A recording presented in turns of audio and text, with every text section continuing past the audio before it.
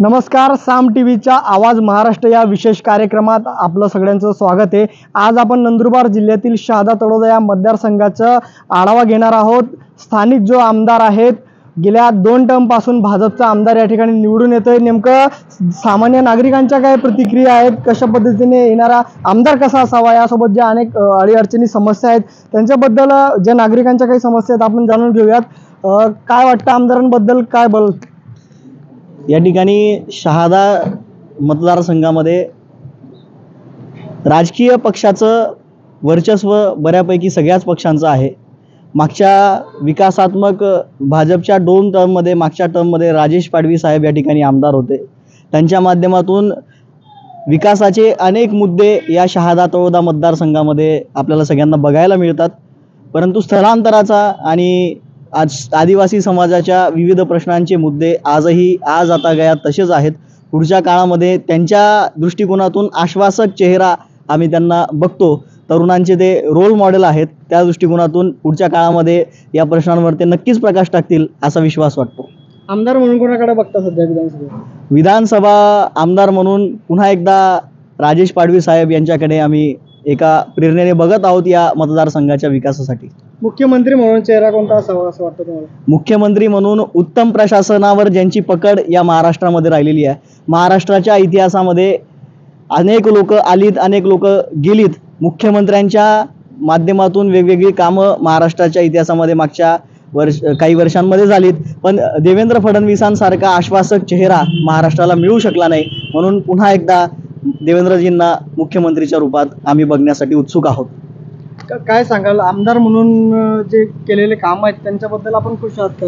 दादा, मागील 10 वर्षापासून शहादा तळोदा मतदारसंघात भारतीय जनता पार्टीचे आमदार आहेत आणि गेल्या 5 वर्षापासून आमदार राजेश दादा पाडवी हे विकासात्मक दृष्टिकोनातून काम करीत आहेत। परंतु शेतकऱ्यांची इथं कुठेतरी नाराजी आहेत। आम्ही वेळोवेळी आमदार साहेबांशी, स्थानिक लोकप्रतिनिधींशी संवाद साधला, त्यांच्याशी संपर्क साधला, जिल्हा प्रशासनाशी, जिल्हा कृषी विभागाशी आम्ही संपर्क साधला।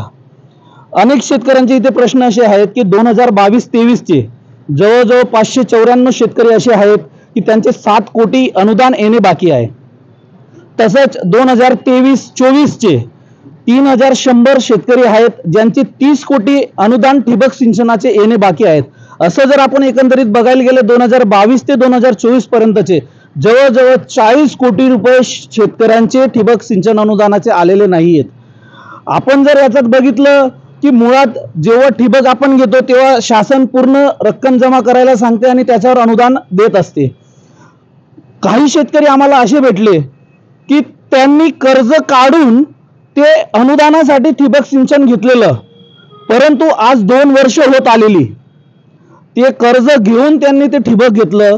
तर तुम्ही ह्या गोष्टीचा विचार करा की ते अनुदान भेटलं जरी तर त्याला दंड तर व्याजाच्या रूपाने भरावाच लागणार आहे, तर त्या अनुदानाचा उपयोग काय? आम्ही यासाठी आमदार साहेबांशी संपर्क साधलेला, खासदार साहेबांशी संपर्क साधलेला आणि जिल्हा कृषी अधिकारी आहेत त्यांच्याशी आम्ही संपर्क साधलेला। वेळोवेळी फक्त आणि फक्त शेतकऱ्यांना चॉकलेट देण्याचं काम हे लोक करत आहात असं आम्हाला वाटत आहे। कारण की मागच्या महिन्यात आम्ही सगळे शेतकरी जिल्हा प्रशासनावर, जिल्हाधिकाऱ्यांजवळ हा विषय मागणी केला होता की शेतकऱ्यांचं अनुदान हे लवकरात लवकर देण्यात यावं, परंतु अद्याप पाहतो त्याच्यावर कुठलीही कार्यवाही झालेली नाही। फक्त शासनाने ही गोष्ट लक्षात ठेवावी, जर शेतकरी कर्ज काढून अनुदानासाठी पूर्ण रक्कम भरत असेल आणि त्याच्या हक्काची रक्कमही त्याला भेटत नसेल तर तुमच्या शासनाने दिलेल्या अनुदानाचा उपयोग काय?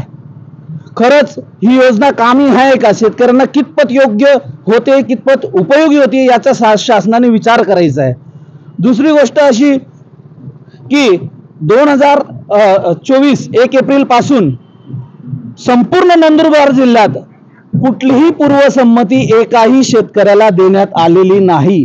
मग तुम्ही कुठलेही ट्रॅक्टर अवजार असो, मग मनुष्यचलित अवजार असो, कुठलेही शेतकऱ्यांसाठी अवजार जे आपण म्हणतो की शेतकऱ्यांसाठी आम्ही ह्या योजना करत आहोत, आम्ही त्या योजना करत आहोत, पण एकही पूर्वसंमती शेतकऱ्यांना भेटली नाही अद्याप पाहतो। माझे म्हणणे असे शेतकऱ्यांच्या वतीने की जर पूर्वसंमती शेतकऱ्यांना आता भेटली नाही, मग जेव्हा पिकं हातात येतील, जेव्हा उत्पन्न हातात येतील, तेव्हा ती पूर्वसंमती भेटेल, ते अवजार घेतील, मग तेव्हा मशागतीला जातील का?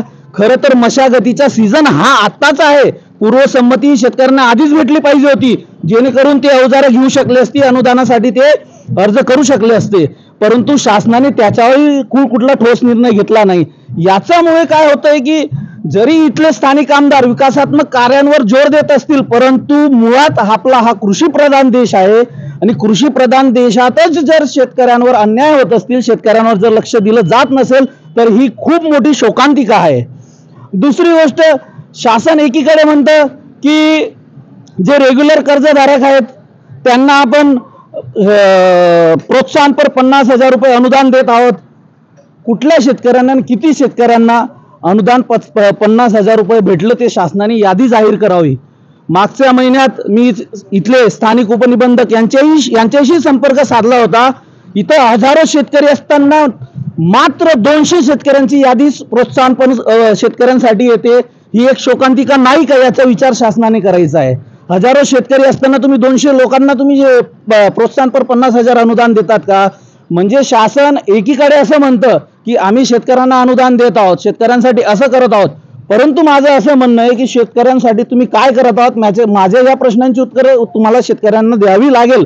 तर शेतकरी राजा हा जागून उठेल आणि कुठेतरी विधानसभेत जर तुम्हाला मतदान हवं असेल तर आमच्या मागण्यांचा तुम्ही विचार करायचा आहे. तर शेतकरी राजा पुढे येईल आणि शेतकरी राजा विचार करेल की मतदान कोणाला करायचं आहे. शेतकऱ्यांना तुम्ही कैवारीचे होऊ नका एवढंच मी म्हणतो. कोणती कामं केली पाहिजे आमदारांनी शेतकऱ्यांसाठी असं वाटतं? बघा, संपूर्ण देशात विकासात्मक रोड स्ट्रक्चर असो, बिल्डिंग स्ट्रक्चर असो, नोकरी संबंधित असो, सगळी कामं होत आहेत. परंतु एक लक्षात ठेवा, आपण 2022 पासून जर ठिबक अनुदान असेल, कृषी अवजारांचं अनुदान असेल, जर शेतकऱ्यांना ते मिळत नसेल तर अजून अपेक्षा काय असणार आहे शेतकऱ्याला? एवढंच अपेक्षा आहे की ज्या जुन्या योजना आहेत त्या तुम्ही प्रभावीपणे राबवा. नवीन योजना राबवण्यापेक्षा, नवीन योजना जाहीर करण्यापेक्षा ज्या जुन्या योजना आहेत त्यांना प्रभावीपणे जर राबवलं तर नक्कीच त्याचा फायदा शेतकऱ्यांना होईल आणि नक्कीच त्याचा फायदा सरकारला होईल. आपल्यासोबत अजून काही व्यापारी काय सांगाल दादा, आमदार म्हणून कोणाकडे बघता? त्यांनी केलेल्या कामांना आपण सहमत आहेत का? मागील 10 वर्षामध्ये तर आमदार राजेशदादा पाडवी आहेत. त्यांचा युवकांशी चांगलाच कॉन्टॅक्ट आहे आणि युवकांमध्ये त्यांचं नाव देखील चांगलं आहे आणि त्यांनी केलेले कामंही चांगले आहेत. बऱ्यापैकी कामं झालेले आहेत आणि व्यवस्थितरित्या चांगल्या क्वालिटीचे पण झालेले आहेत. पण फक्त एवढं जे व्यापाराच्या दृष्टिकोनातून एकच म्हणणं आहे की जे काही स्थलांतर होतं इथून गुजरातमध्ये, त्या गोष्टीकडे थोडंसं लक्ष दिलं आणि या इथं जर व्यापाऱ्यांसाठी किंवा जे काम करणारे मजदूर लोक आहेत त्यांच्यासाठी जर इथं काहीतरी करता आलं तर अतिशय उत्तम आहे. की त्याप्रमाणे आपल्या इथला जो काही व्यापारी ग्रुप आहे त्यांच्यासाठी एक उपयुक्त गोष्ट होईल होती. कारण की जर इथंच असले कामगार तर रोजगार इथं मिळाला तर त्याचं चलन आपल्या महाराष्ट्रातच फिरेल, गुजरातमध्ये न जाता. इथून लोक स्थलांतर करतात, 2-2, 3-3 महिने लोक तिकडे जातात. आपल्या गावातील लोकसंख्या देखील सगळी कमी होऊन गेलेली असते, त्याच्यामुळे व्यापाऱ्यांना तो फार मोठा फटका असतो. साहेबांनी या गोष्टीकडे थोडं लक्ष दिलं तर अति उत्तम होईल. बाकी कामं तर साहेबांचे खूपच चांगले आहेत सगळे. काँग्रेसचे आमदार निवडून येईल असं वाटतं आपल्याला? इच्छा तर आमची हीच आहे की यावेळेस पण साहेबच यावे. असं मुख्यमंत्री म्हणून कोणाकडे बघता चेहरा असावा? मुख्यमंत्री म्हणून देवेंद्र फडणवीस. काही विद्यार्थी पण आपल्या सोबत आहेत. दादा काय सांगशील, आमदाराचं काम तुला आवडले का? आमदार साहेबांचं प्रॉपरली काम एकदम चांगलं, जे उत्तम प्रतीने. परंतु जे बाकीचे विद्यार्थ्यांचे प्रश्न आहेत, जसे की आता बऱ्याच शाळांमध्ये आणि नंदुरबारमध्ये मुलं सुरक्षित नाही आहेत, मुली पण सुरक्षित नाहीत, तर थोडं त्यांच्याकडेही लक्ष द्यावं. परत शेतकऱ्यांचे जे भरपूर प्रश्न आहेत, आता जसं आता अतिवृष्टी झालेली काही भागात, आमच्या ज्या काही भागात आहेत त्याच्यात अतिवृष्टी झालेली आहे, त्यांच्याकडे थोडं आमदार साहेबांचे लक्ष गेलं पाहिजे. आणि उद्योगधंद्यांमध्ये फक्त रस्ते प्रॉपरली खूप खराब झालेले आहेत. प्रॉपर सिटीमध्ये बघा किंवा मग खेडेगावात बघा, रस्ते एकदम नाही सारखेच झालेले आहेत. तर त्यांच्याकडे आमदार साहेबांनी लक्ष द्यावं हीच त्यांच्याकडे विनंती. मुख्यमंत्री म्हणून कोण असावं तुम्हाला वाटतं? मुख्यमंत्री म्हणून देवेंद्र फडणवीसच चांगले आहेत, त्यांचा चेहरा चांगला आहे उत्तम प्रतीने.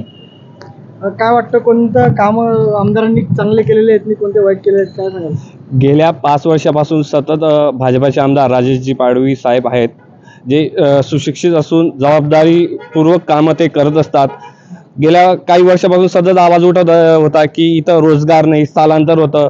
पण याच्या पलीकडे जाऊन साहेबांनी असं केलं की इथं वेगवेगळ्या कंपन्यांचे रोजगार मेळावे घेऊन आणि त्यामार्फत तरुणांना रोजगार उपलब्ध करून दिला। त्याचे परिणाम असे की जनजाती समाजाचा जो काही आमचा तरुण इथं सतत बेरोजगार राहत होता आणि फक्त आवाज उठवण्याचं काम करत होता, त्याला रोजगार देण्याचं काम हे एकमेव आमच्या राजेशदादा पाडवी साहेबांनी केलेलं आहे। पुन्हा एकदा निवडून येतील असं वाटतं का? नक्कीच राजेशदादाजी पाडवी साहेब हे निवडून येतील, कारण की विधानसभेमध्ये ज्या कार्याने काम घेऊन ते फिरत असतात, साधारण कार्यकर्त्याच्या घरी छोटासा कार्यक्रम असो की मोठा कार्यक्रम असो त्यात राजेशदादा पाडवी जात असतात। जनतेचे येणारे प्रश्न सोडवण्यासाठी राजेशदादा वेळ बघत नसून अर्ध्या रात्री सुद्धा जनतेचे प्रश्न सोडवण्यासाठी स्वतः ते ग्राउंड लेवलला जाऊन नेहमी प्रयत्न करत असतात आणि ते प्रश्न सोडवतात। काँग्रेसचे वजन वाढलंय, उमेदवार निवडून येईल काँग्रेस? वजनच वाढलंय, काम कुठं वाढलंय त्यांचं? ज्या पद्धतीने त्यांनी काम करायला पाहिजे होतं त्या पद्धतीने त्यांनी काम केलेलं नाहीये। त्याचेच परिणाम असे की गेल्या 10 वर्षापासून इथं भाजपाचा आमदार निवडून येतोय आणि तो सतत काम सुद्धा करतोय आणि या आधी नंतर सुद्धा भाजपाचा आमदार इथं राहील। तर आपण बघितलं नक्कीच शहादा तळोदा हा मतदारसंघ आहे आणि या ठिकाणी जे स्थलांतराचे प्रश्न असतील किंवा इतर सामाजिक प्रश्न असतील, शेतकऱ्यांसंदर्भातील प्रश्न असतील, या ठिकाणी नागरिकांची अशी भूमिका आपण सगळी जाणून घेऊ होती। या साम टीव्हीच्या आवाज महाराष्ट्र या कार्यक्रमात सगळ्या जे सामाजिक कार्यकर्ते होते, स्थानिक नागरिक होते, त्यांच्याकडनं आपण या सगळ्या समस्या आज जाणून घेतल्या आहेत। नंदुरबारहून सागर निकवाडे, साम टीव्ही न्यूज। देश विदेशातील प्रत्येक घडामोडींचे लाईव्ह अपडेट मिळवण्यासाठी आता साम टीव्हीच्या सर्व सोशल मीडिया प्लॅटफॉर्मला लाईक, फॉलो आणि सबस्क्राईब करा। तसंच सर्व नोटिफिकेशनसाठी बेल आयकॉन प्रेस करायला विसरू नका।